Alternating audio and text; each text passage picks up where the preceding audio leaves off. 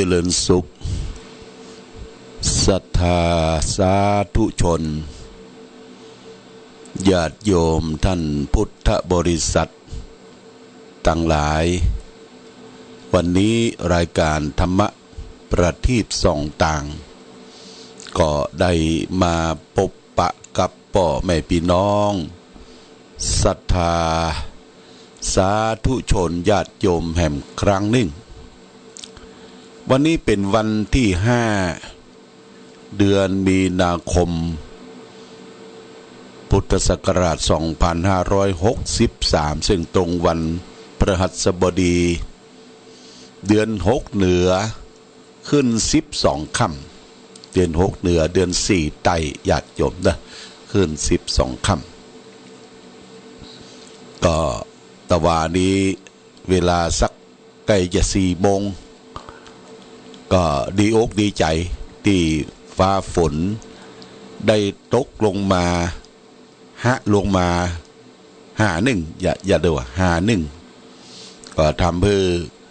ใบไม้ใบตอกที่มันแห้งผากคงค้างอยู่ก็สะสางล้างส้วยลงมาแต่บรรนักหนาปาปานสักเท่าใดก็เป็นปัจจัยส่วนหนึ่งที่สำระสะสางหมอกควันโรคภัยไข้เจ็บของผู้คนที่มีอยู่ฟ้าก็เลยเปิดหมายความว่าฟ้าครึ้มนั่นมันก็เลยเปิดก็ยังจะมีอยู่ญาติโยมนะฟ้าฝนลมแรงก็ยังจะมีอยู่ทางกรมอุตุนิยมวิทยาเพิ่งก็บอกว่าพยายามอย่าไปอยู่ใต้ต้นไม้สูงต้นไม้ใหญ่หรืออยู่ใต้อาคารที่กำลังสำรุดทรุดโทรมหรือป้ายโฆษณาต่างๆพยายามก็หลีกเลี่ยงเอาเป็นมนุษย์เป็นสัตว์ที่ประเสริฐฉลาดก็ต้องระมัดระวังเรื่องความอยู่ในการดำเนินชีวิตดูแลสภาพสิ่งแวดล้อมแต่ว่านี่ก็ดีอกดีใจเนาะฟ้าฝนตกลงมาสะสางล้างส้วยถึงแม้ว่าจะบ่เป็นที่นักแต่ก็ทำให้เฮาอากาศหายใจเข้าไปเนี่ยโล่งโปร่งเย็นสบายญาติโยมโล่งโปร่งเย็นสบายโรคภัยไข้เจ็บอย่างโควิด-19 หรือโควิด-19เนี่ยคงจะจางหายไปแต่โรคที่ระบาดในขณะนี้ก็ไปสู่ประเทศอื่นละนะประเทศไทยก็เฝ้าระมัดระวังกันอย่างเต็มที่พิษที่เป็นผ้าปิดปากปิดจมูกกันมาอย่างเหลือเฟือเต็มที่แต่ที่มันเจริญไปจากจีนก็ปุ้นไปเกาหลีใต้จากเกาหลีใต้ก็ไปปุ้นอิหร่านไปทางตะวันออกกลางญาติโยมประเดี๋ยวนี้เปิ้นว่ามันจะแพร่เชื้อไปถึงสัตว์นะสัตว์เนี่ยจากคนแล้วจะไปสู่สัตว์นี่ก็โรคภัยไข้เจ็บที่มันเกิดขึ้นมาแต่โรคอย่างอื่นก็ยังมีภัยธรรมชาติก็ยังมีที่อเมริกานี่ลมหลวงโทนาโดลมหลวงโทนาโดรัฐเฮนนิกี้นะรัฐเฮนนิกี้คนตายไป20 ป่ายอันนั้นก็มีลมหลวงปัดเอาตึกรามบ้านช่องล้มระเนระนาดญาติโยมเนี่ยภัยธรรมชาติอันที่เกิดขึ้นจากโลกใบนี้ของเฮานะมีอยู่ตลอดเวลาโลกเฮายังบ่สงบเย็นญาติโยมปืนโลกเฮายังมีภูเขาไฟมีภูเขาไฟมีความร้อนบางทีก็ปืนทะเลก็ยังมีภูเขาไฟญาติโยมพุออกมาโลกเขานี่มันเป็นก้อนตมมันแยกมาจากดาวเคราะห์ต่างๆเขาก็อยู่ในโลกเนี่ยโลกก็เป็นสิ่งที่บ่เที่ยงบ่แต้บ่แน่บ่นอนเนาะมันเป็นอนิจจังทุกขังอนัตตาพระพุทธเจ้าก็ตรัสเทศนาว่ากัมมุนาวัตติโลโกสัตว์โลกเขาเนี่ยย่อมเป็นไปตามกรรมไผกรรมมันญาติโยมนะกรรมไผกรรมมันเฮาทำกรรมดีย่อมได้รับผลดีทำกรรมชั่วย่อมได้รับผลชั่วระหว่างกรรมดีกรรมชั่วมันอยู่ที่ตัวเฮาทำไผทำเพื่อไผบ่ได้อย่างนั้นเฮาก็บ่ต้องไปว่าคนนั้นคนนี้ญาติโยมดูก้มดูตัวเองว่าเฮาทำอะไรหยัง ชั่งน้ำหนักตัวเอง จ้างคิดจ้างใจตัวเองว่าระหว่างกรรมดีกรรมชั่วที่เราทำอันใดมันนักกว่ากัน ถ้ากรรมดีก็เป็นหนทางเส้นขาวทางที่ดีถ้ากรรมชั่วก็เป็นหนทางเส้นดำตีไปเส้นหนึ่งระหว่างเส้นขาวเส้นดำอันใดยาวกว่ากันเราก็ต้องรับผลของกรรมอันนั้นญาติโยมนะกรรมุนาวัตติโลโกสัตว์โลกย่อมเป็นไปตามกรรมวันนี้งานวันนี้ก็จะมีการพระราชทานเพลิงศพหลวงพ่อท่านพระครูสถิตธรรมโสภิตหรือครูบาคำตันวัดสันต้นดูตำบลสันทรายอำเภอฝางจังหวัดเชียงใหม่ญาติโยมครูบาคำตันนี่ก็นามสกุลประวัติตันแก้วคำมูลบ้านเกิดเดิมทีก็อยู่ที่หน้าวัดสีบุญเรืองสองแควอยู่สองแควนะแก้วคำมูลนี่เป็นเสื้อสายมาจากปุ๊บน่ะบ้านสองแควสามหลังบนนะแก้วคำมูลตังแม่ห้างก็มีตังที่ไหนก็มีหลายที่นามสกุลแก้วคำมูลวันนี้เปิ้นครูบาคำตันนี่เปิ้นบวชเมื่ออายุได้30-40ละนะก็เป็นผู้ปฏิบัติดีปฏิบัติชอบก่อนการมาก็อยู่ที่วัดศรีบุญเรืองสองแควและญาติโยมพี่น้องทางบ้านสันต้นดูลายแม่น้ำฝางทางทิศตะวันออกก็นิมนต์ท่านไปเป็นเจ้าวาดที่วัดสันต้นดูท่านไปเป็นเจ้าวาดก็ได้ปฏิบัติดีปฏิบัติชอบดูแลความสะอาดดูแลความเรียบร้อยปลูกดอกปลูกดวงวัดวาอารามเป็นสัดเป็นส่วน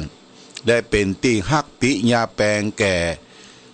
พ่อแม่พี่น้อง10 สาวเจ้าบ้านเพราะว่าครูบาคำตันหรือท่านพระครูสถิตธรรมโสภิตเนี่ยท่านมีแต่ฮื้อแต่ให้แต่ฮื้อแต่ให้แล้วก็เวลามีศพมีซากเนี่ยเปิ้นจะไปเป็นเจ้าภาพญาติโยมนิมนต์โทรศัพท์มาหาหลวงพ่ออันที่บ้านสันตุดูมีงานศพหลวงพ่อว่างก็นิมนต์ผมจะเป็นเจ้าภาพนิมนต์ไปเทศนะเปิ้นเป็นเจ้าภาพมีผ้าไตรเหี่ยวชุ่นมีปัจจัยไปให้ไปหอมจึงได้ใจศรัทธาญาติโยมทุกท่านนะอยู่ในศูนย์รวมจิตใจของศรัทธาญาติโยมเวลาเปิ้นเจ็บเปิ้นไข้เปิ้นป่วยอยู่ที่โรงพยาบาลที่วัดศรัทธาก็ลิงลู่พัดเปลี่ยนเวียนกันมาเพื่อจะมาดูแลรักษามาเป็นกู้เป็นกิมเป็นกู้เป็นกิมกับอุบาคำตันบัดนี้เปิ้นได้ถึงแก่มรณภาพเมื่อก่อนพรรษาปีที่แล้วและเปิ้นก็จะได้ทำการพระราชทานเพลิงศพ ในวันนี้ญาติโยมตอนบ่ายเนอะตอนเจ้านี้ก็ได้นิมนต์ทุเจ้าประสงค์ไปเจริญพุทธมนต์สวดธรรมนิยามสูตรและถวายจตุปัจจัยทายทานและก็ฟังเทศน์นึ่งกันวันนี้หลวงพ่อก็จะไปเทศน์นึ่งกันในงานศพของหลวงพ่อพระครูสถิตธรรมโสภิต ตอนบ่ายก็มีการพิจารณาพระไตรบางสกุลและพระไตรบางสกุลแห่ง10 ชุดนี่ก็จะเป็นพิธีการทางกองการพระราชทานเพลิงศพประเด็นนี้กองการงานพระราชทานเพลิงศพกระทรวงวัฒนธรรมเปิ้นมีเจ้าหน้าที่ญาติโยมเปิ้นมีเจ้าหน้าที่มาจัดงานเอาบ่จำเป็นจะต้องไปแต่งชุดขาวอย่างนักละเปิ้นมีเจ้าหน้าที่ของเปิ้นเนี่ยอย่างทำอย่างดอกไม้จันทร์บางอย่างนี้พิจารณาผ้าไตรผ้าบางสกุลอย่างเปิ้นมีเจ้าหน้าที่กองการส่วนของวัฒนธรรมจังหวัดวัฒนธรรมของประเทศมีกองการศาสนพิธีพระราชพิธีพระราชทานเพลิงศพญาติโยมไปพอกันเด้อไปทำบุญฟังเทศน์ฟังธรรมไปวางดอกไม้จันทร์หรือเขาบอกคิดว่านั่นตู้เจ้าเขาไม่ใช่หูจักรู้ไม่ใช่มันเป็นส่วนหนึ่งของพุทธบริษัท4เฮาภิกษุภิกษุสามเณรอุบาสกอุบาสิกาในพุทธบริษัท4เนี่ยคือไปร่วมกันญาติโยมจะแต่งชุดขาวชุดปกติชุดอย่างก็ได้ ไปทำบุญสุนทานร่วมกันณที่วัดสันต้นดูเส้นทางไปวัดสันต้นดูนั่นก็ไปได้หลายทาง ถ้าเราไปตังสันทรายสันทรายก็ตัดชื่อไปเลยนะสันทรายนี่ตัดชื่อไปมีถนนข้ามไปน้ำฝางแล้วถ้าไปตังบ่อน้ำมันก็เข้าตังสันปะกอปุ้นเลาะเข้ามาถ้าไปสันทรายของน้อยไปสันทรายของน้อยก็ไปตังบ้านป่างพึ่งญาติโยมป่างพึ่งไปได้หลายทางอันนี้ก็ไปก่อนก็มีที่จอดรถจอดรางและก็ปราสาทของท่านพระครูเปิ้นได้ทำปราสาทเรียกว่าเมนกระด้างคำว่าปราสาทเมนกระด้างนั่นคือเมรุมาตรที่ทำจำลองอย่างที่เขาได้หันงานพระราชทานที่ท้องสนามหลวงนะเปิ้นบ่ใช่เผาลึงมดนะไม่จัดญาติโยมนะเปิ้นจะมีการทำปราสาทแล้วก็มีลงทอง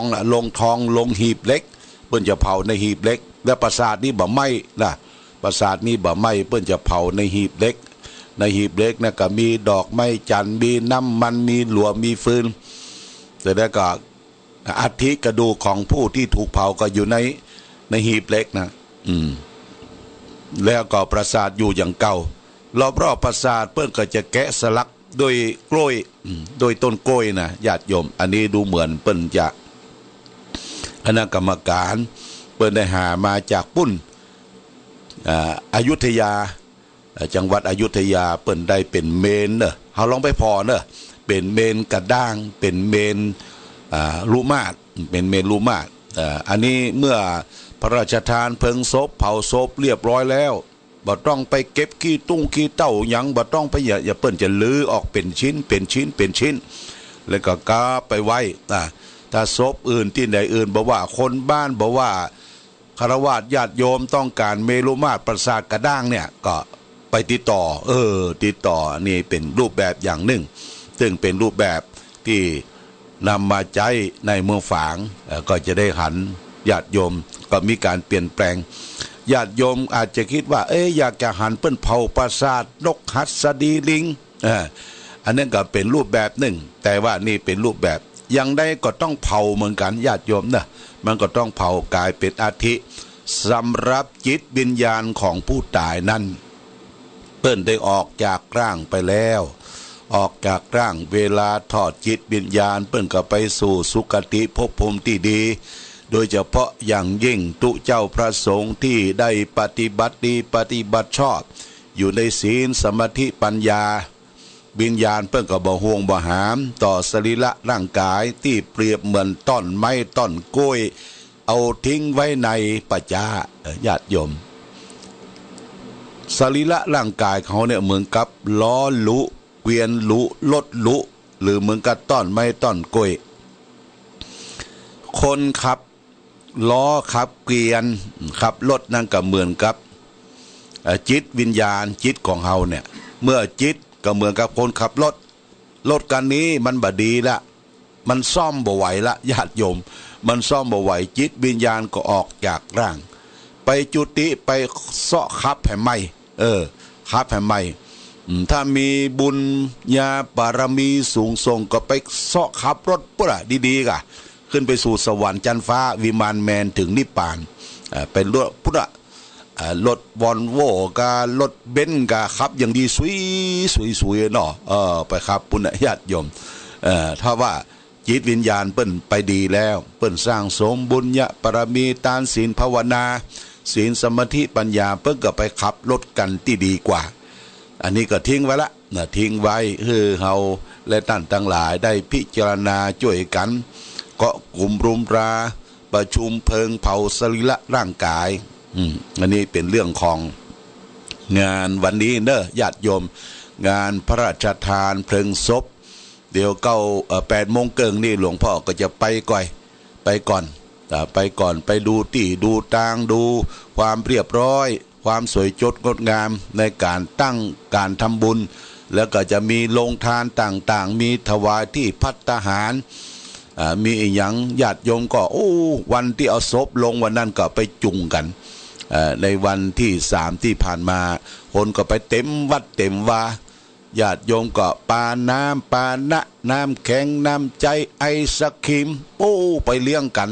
อุณาฝาข้างลุบลับม่วนงันเด้อม่วนงันสันเล่าแล้วก็วันนี้ก็ได้ยินทราบว่าอาจารย์อ้วนบ้านเป้าแม่ลิมเพิ่งมาเป็นโฆษกนะโฆษกแต่เกี่ยวกับงานราชการพิธีเป็นโฆษกประชาสัมพันธ์เชิญชวนทำบุญสุนทานอาจารย์อ้วนนี่เป็นปราชญ์เป็นผู้มีความรู้ใจปรากเป็นเอกใจเลขเป็นโทเนี่ยญาติโยมก็ม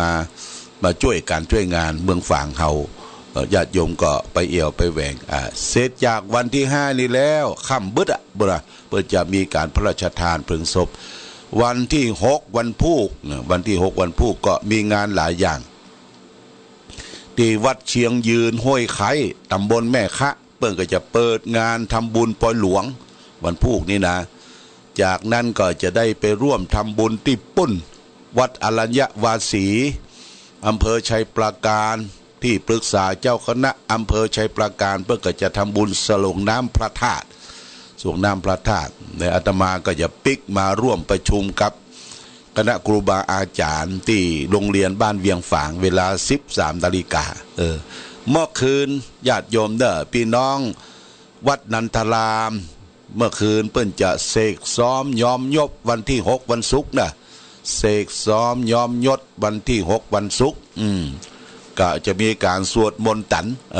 วันศุกร์วันพุธนี่ก็คงจะได้ฟังเทปกันก่อนที่วัดเฮา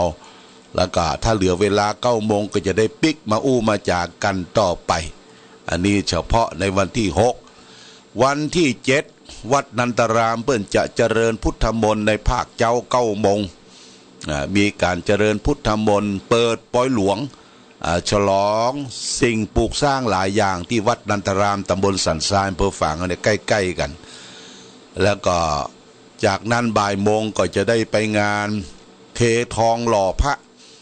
ที่วัดสันต้นเปาวัดของท่านมหานัฏฐานันท์อนาริโยผู้ช่วยเลขาเจ้าคณะอำเภอฝางแล้วก็ทำบุญอายุครบ38 ปีโดยที่วัดสันต้นเปาญาติโยมอยู่ใกล้อยู่หิมกับไปกันเนี่ยติดกันหลายวัดหลายวาอันนี้ก็แจ้งเรื่องการทำบุญสุนทานบอกข่าวกล่าวเตือนคือศรัทธาญาติโยมบอกว่าพี่น้องเมืองฝางแม่อายชัยปราการก็จะเตรียมกันไว้ปลายเดือนวันที่27 28 29ทางวัดแม่อายหลวงเพิ่งก็จะมีการปฏิบัติธรรมประจำปีญาติโยมก็เตรียมชุดขาวห่มขาวกันไปไผมีกะลำมีข้าวสารอาหารแห้งก็ไปให้ไปหอมกันที่วัดหลวงพ่อท่านพระครูวิธานธรรมโสพลเจ้าคณะอำเภอแม่อายวัดแม่อายหลวงปลายเดือนปุ้น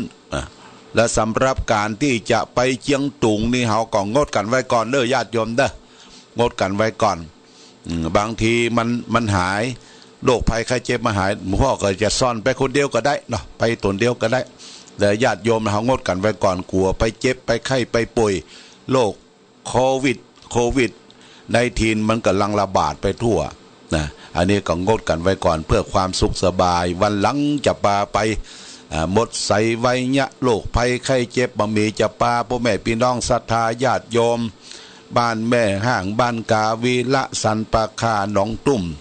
ละลามตามตัวกันไปเอี่ยวทำบุญนะไหว้พระไหว้ครูบาอาจารย์ที่เมืองเชียงตุงวันหลังนี่ก็ช่วงที่วันเกิดวันที่22 23 24เฮางดกันไว้ก่อนเนาะบ่ไปกันเตื้อ และญาติโยมท่านสาธุชนก่อนที่จะได้อำลาจากกันในภาควันนี้ก็จะได้เอาธรรมะทางสุขใจมาฝากเรื่องหนึ่งคือแก่ศรัทธาญาติโยมเรื่องนี้ก็คือหมอกชีวิตหมอกคืออย่างหมอกก็คือหมอกเหมยเนี่ยมันมันคลุ้มกุ้มนะมันกุ้มอยู่ตลอดที่ว่าหมอกชีวิตคืออย่างในญาติโยมเพิ่นก็บอกว่าคนเฮาเกิดมาในโลกนี้ที่จะบัดทำความผิดความเสียหายเสียเลยเป็นบ่มีญาติโยมชีวิตทุกชีวิตจะต้องมีจุดด่างจุดดำจุดพลอยเกิดขึ้นอย่างน้อยก็มีสักครั้ง2 ครั้งหนึ่ง บ่มีทางที่จะต้องการให้เกิดมนทินอย่างใดเช่นนั้นแต่มันก็เกิดขึ้นจนได้เพราะความสะเพร่าความประมาทมัวเมาของเฮานั่นเองยิ่งอยู่การกระทำทุกอย่างคนเฮาย่อมตั้งใจทำแต่ว่าการทำความชั่วความเสียหายนั้นแม้จะตั้งใจอย่างใดก็ตามก็ยังชื่อว่าเป็นความมัวเมาอยู่นั่นเองเพราะความเข้าใจผิดคิดว่าการกระทำอันนั้นจะช่วยให้เอาตัวรอดและก็อาจจะเอาตัวรอดได้จริงแต่ใจเฮานี่มันบ่รอดญาติโยมใจเฮาเนี่ยถูกปกคลุมไว้เสียแล้วด้วยเมฆหมอกแห่งความเข้าใจผิดอันเป็นต้นเหตุแห่งความผูกผิดพูดผิดทำผิดการแสดงออกอย่างผิดแหมไปแหมนานมากมายคนเฮาที่เคยทำความผิดเสียหายมาแล้วอย่างนี้ถ้ากลับตัวกลับใจได้เฮาก็เริ่มต้นชีวิตใหม่เสียทีด้วยการหันหน้าเข้าหาแสงสว่างทำด้วยเหตุและผลใจสติปัญญาทางพระพุทธศาสนาบ่ได้ตำหนิติเตียนบุคคลนั้นเช่นว่าตรงกันข้ามกับยกย่องสรรเสริญบุคคลนั้นว่าเป็นคนดีในบ้านป่ายถ้าเปรียบกับต้นไม้ก็เป็นต้นไม้ชนิดที่ว่าต้นคดปลายตรงยังใจการได้ดีอยู่มาคิดพิจารณาอยู่ความเป็นจริงความผิดความเสียต่ออดีตนั้นมันเป็นบทเรียนแห่งชีวิตอย่างใดคนทำชั่วแล้วก็เชื่อว่าได้ผ่านชีวิตบทเรียนที่ยากลำบากมาแล้วนั่นเองความสันทัดชัดเจนในชีวิตก็เกิดขึ้นตามหลักสูตรของชีวิตที่ผ่านมานั้นขันกลับตัวได้มาดำเนินชีวิตที่ถูกต้องในบ้านป่ายจึงนับว่าเป็นความดีอันสูงสุดเขาจะได้มามีวันกลับไปสู่ภาวะที่เลวร้ายนั้นแห่งต่อไปอันขาดเหมือนกับคนที่เคยเป็นโรคระบาดมาแล้วครั้งหนึ่งคันรักษาโรคหายแล้วก็เกิดกำลังต้านทานขึ้นในร่างกายต่อมาภายหลังโรคพอดีพอร้ายชนิดเดียวกันก็บังคับมาแหมบังเกิดขึ้นแหมชีวิตที่ลบหลีกจากการความชั่วในบ้านป่ายจึงเสมอดังพระจันทร์ที่เคลื่อนคล้ายจากกลุ่มเมฆสุกสกาอยู่บนท้องฟ้าฉะนั้นโยจะบุพเพปมัชชิตัวมัจฉาโจมัสสาโสนับปมัชชติโลมังโสมังโลกังปะเสปภาเสติอภามุตโตวจันทิมาบุคคลใดมัวเมาประมาทในเบื้องต้นภายหลังกลับใจได้กลายเป็นคนบัประมาทชีวิตของเขาย่อมรุ่งเรืองสุขใสประดุจพระจันทร์โพ้นจากกลุ่มหมอกเมฆรุ่งเรืองอยู่ในท้องฟ้าฉะนั้นนี่ญาติโยมคนเฮาจะทำอะไรอย่างเนี่ยบาพิษบาพลาดนี่มันบ่มีเพราะว่าเฮายังมีกิเลสนะมีความโลภกดลงอยู่แต่ว่าเมื่อเฮาทำผิดพลาดไปครั้งหนึ่งหันกลับใจอย่างโจรจอมโจรองคุลิมาเนี่ยกลับใจมาเป็นคนดีมาบวชในพุทธศาสนาก็ได้สำเร็จเป็นพระอรหันต์เนี่ยถูกยกย่องเทิดทูนเนี่ยญาติโยมเฮาบักกลับละโรคภัยไข้เจ็บที่เกิดขึ้นการก่อนก็ดีเอายุคเขายาหายแล้วมันบักกลับกลายไปเป็นโรคนั้นฉันใดชีวิตที่เฮาผิดพลาดไปได้ผิดพลาดทั้งกายทั้งใจทั้งวาจาเฮากลับมาทำตนเป็นคนดีเข้าวัดเข้าวาไหว้พระสวดมนต์ทำตนให้เป็นประโยชน์ตนเองและคนอื่นต่อไปเนี่ยชื่อว่าเป็นคนที่มีประโยชน์เรียกว่าตั้งต้นมันคดไม้เนี่ยตั้งต้นมันคดตั้งปลายมันตรงยกย่องเทิดทูนเนอะญาติโยมท่านสาธุชนทั้งหลายเอาละก่อนจากกันวันนี้ต้องขออนุโมทนาแห่งครั้งหนึ่ง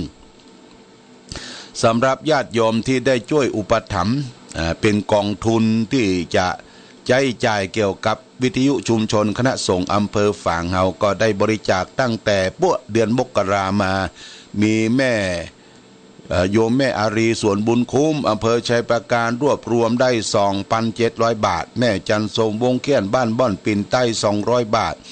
นายฟองคำธนาวงบ้านบ่อนปิ่น60 บาทป้อนานพรม แม่สุรดารัตนมงคลชัยบ้านสันทรายของน้อย500 บาทแม่พันปวนทินาบ้านร้องทานเด่นชัยประการ500 บาทแม่ละพรบุญทวงศาอู่ร่วมรัฐดีเซล200 บาทแม่ขันแก้วปันหมอกบ้านหนองหงต้นหนุน500 บาทป้อสีมายอดแก้วเหลืองบ้านสันต้นมือสายแดง500 บาทแม่จันตาชัยวงศ์บ้านสวนดอก100 บาทแม่ปราณีมณีจรบ้านแม่เมากีเล็กหวาง100 บาทแม่นางจรินทรบ้านท่ามะแกงแม่อาย300 บาทแม่สีเพนทะนันชัยบ้านแม่อาย500 บาทแม่สายรุ้งบุญจำบ้านเสาหิน300 บาทปอน้อยบุญปั่นมะโนวรบ้านสีเวียงห้วยประสาง300 บาทคุณจรูนคุณเดือนคำคันทีบ้านหมู่3หมู่3เพิ่มตำบลเวียง200 บาทแม่นายวันชนะยาสมุทรบ้านท่าสะแล100 บาทแล้วก็คณะศรัทธาวัดท่ามะแกงท่าตอนแม่อายอันนี้เปิ้นห่วมเหมือนกันได้920 บาทคุณแม่จันดีอินทวงศ์บ้านดองอึง500 บาทแม่ชีวันเท่านี้อิ่มรัตนรักษ์สำนักวิปัสสนา200 บาทคุณวีนาพงษ์อมรพรมห้างหุ้นส่วนจักรโชคยิ่งเจริญ500 บาทแม่คำน้อยสุปัญญาส่วนดอกฝาง200 บาทแม่ป้อกันทมไรกาวิละ100 บาทแม่วิไลศรีลาเมบ้านแม่ใจหมู่18 200 บาทแม่น้อยปัญโยใหญ่บ้านสันพะแค100 บาทแม่บางออนดวงดีบ้านปุ้นเนอร์อำเภอพานเชียงรายบ้านสันพะแค100 บาทแล้วก็แม่มาจิงทรนางคำปงบุญอุด700 บาทแม่คำตาตะ200 บาทขออนุโมทนาสาธุกับญาติโยมที่อุปถัมภ์บำรุงอย่างวิทยุชุมชนคณะสงฆ์อำเภอฝางของเฮาวันนี้ญาติโยมท่านสาธุชนก็ขอจากญาติโยมไปก่อนขออำลาญาติโยมรายการธรรมประทีปสองทางก็ต้องขอลาก่อนขอผู้ฟังจงตั้งมั่นจิตหันษาด้วยธรรมะขององค์พระพุทธาได้นำพาให้เกิดความสุขสงบเย็นขอเจริญพร